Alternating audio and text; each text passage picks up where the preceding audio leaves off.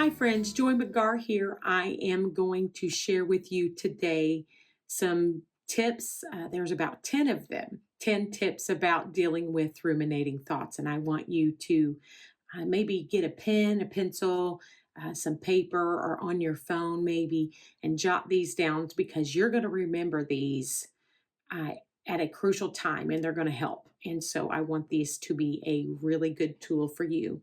So we're going to dive right in to these 10 tips to stop ruminating thoughts. So I'm going to look at my screen here and make sure that I'm not wasting your time. I want to stay right directly to the point. So let's jump in. First one is call it out. Actually acknowledge the ruminating thought for what it is. So tell yourself, put the label on it. I'm actually ruminating right now. I am overthinking right now.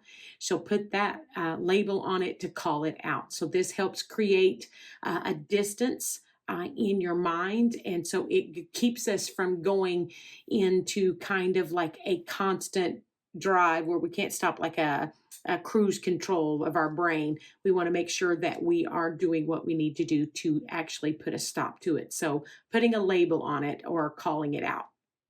Number two, I call a tizzy-timer.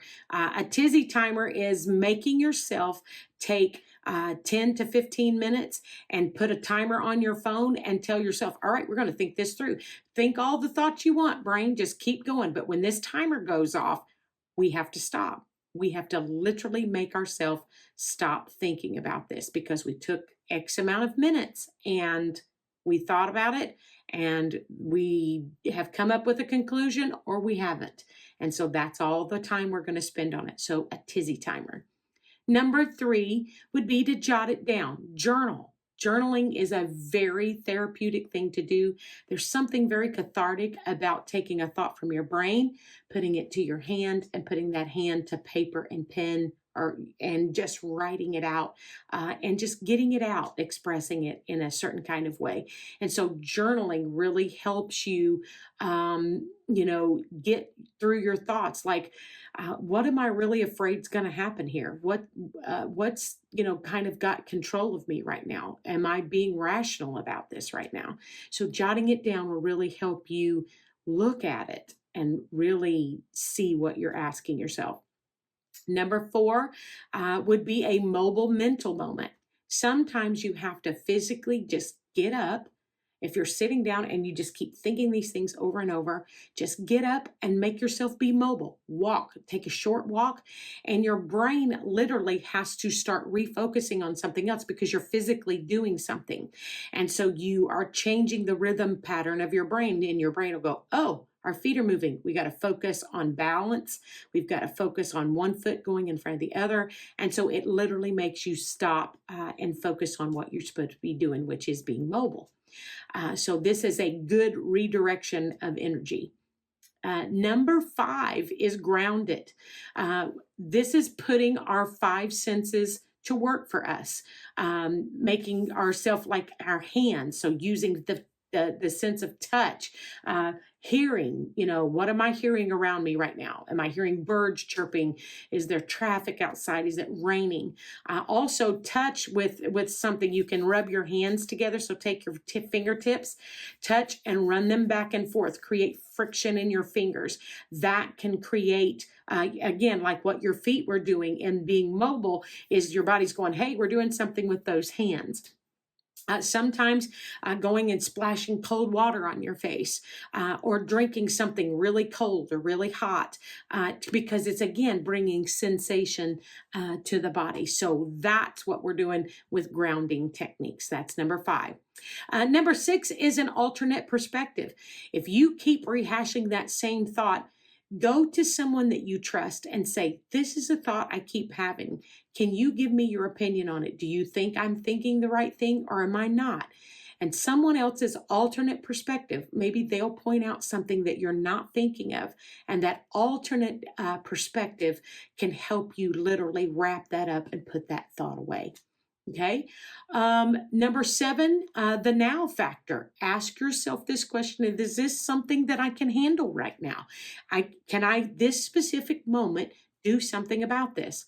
If not, if it's something that I have to wait, then you have to tell yourself, I have to take a mental break And I cannot think about this right now because I physically can't do anything about it right now. And then, just acknowledge that. But if it is something beyond your control, I want to give you a great tip. The only person that you can control is you. You are not in control of what other people think, what other people say, how they react to you or to others or to life. You're not in control of anyone but you.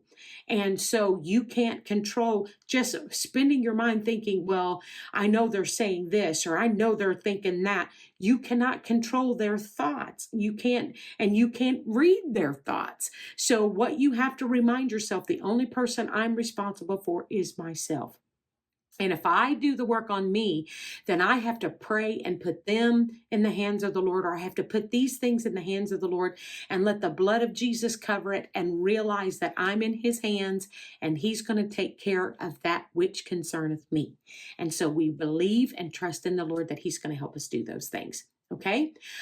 So then, number 8 would be take a breather. I do something called the 5-10 method, where you breathe in through your nose for 5 seconds, breathe deeply and hold it.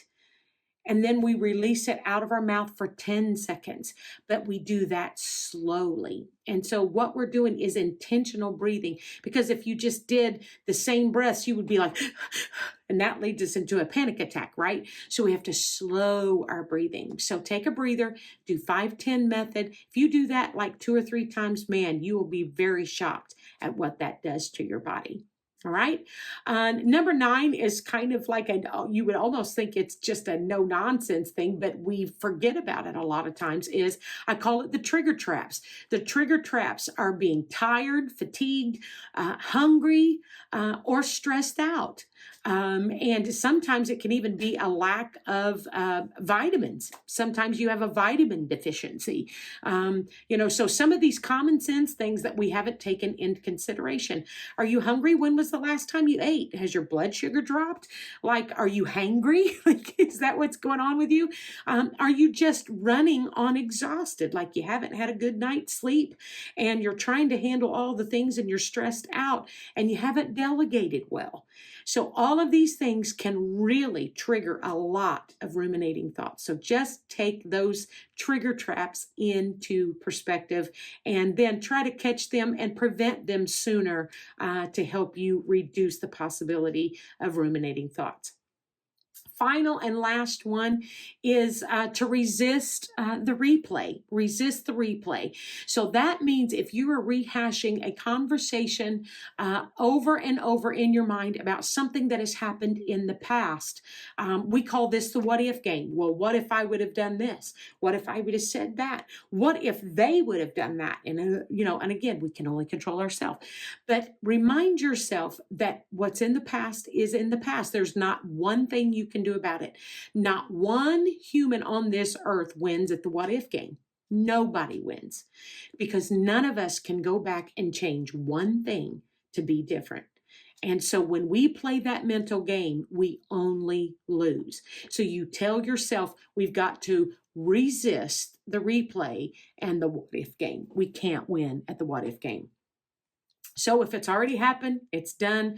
Now we choose today how we move on to be a better person, learn the lessons of the past, and say, that helped me to be a better person, whether that was a good experience or a bad experience. I either have learned this is what I need to do, or I've learned this is what I don't need to do.